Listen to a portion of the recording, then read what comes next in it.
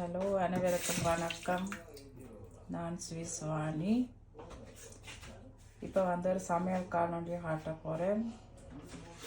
நான் கிச்சனில் தான் நிற்கிறேன். இப்போ கோழி வெட்டி வச்சிருக்கு. அது ஒரு குழம்பு வைக்க போகிறேன். அந்த குழம்பு கறியை தான் இன்றைக்கு உங்களோட பகிர போகிறேன். அதோட மக்களே, என்ற சேனலுக்கு சப்ஸ்கிரைப் பண்ணிட்டு பாருங்க. இதுக்கு இப்போ வெங்காயம் பச்சை மிளகாய் வெட்டி வச்சிருக்கு. இனி தக்காளி பழம் டொமேட்டோஸ் வெட்டி போட போகிறோம்.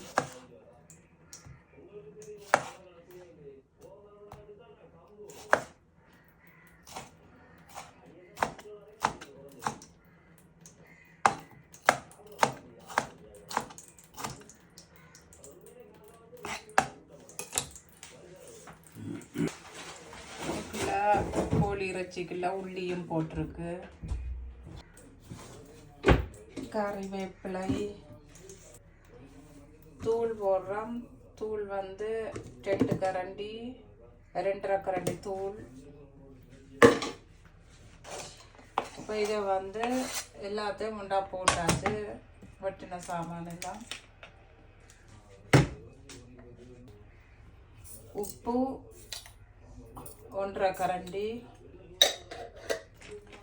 இதுக்குள்ள 2 ஸ்பூன் நல்லெண்ணெய் விட்ட நாங்கள். இப்போ இந்த கோழிக்குள்ள போட்ட கலவை எல்லாத்தையும் பிரட்டி மிக்ஸ் பண்ணி வச்சுட்டு அடுப்பை ஆறில் போட்டு விட்டுருக்குது.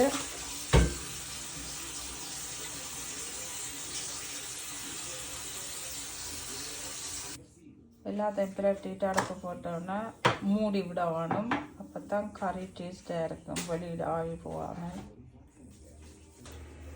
அதோட மக்களே, நாங்கள் தூள் அரைக்க போகிறோம். அரைக்கிறதுக்கு இதுக்கு தேவையான மசாலாக்கள் எல்லாம் போட்டு வச்சுருக்கிறோம். உங்களுக்கு தெரியும் தானே, கருவேப்பிலை, மல்லி, கருவா,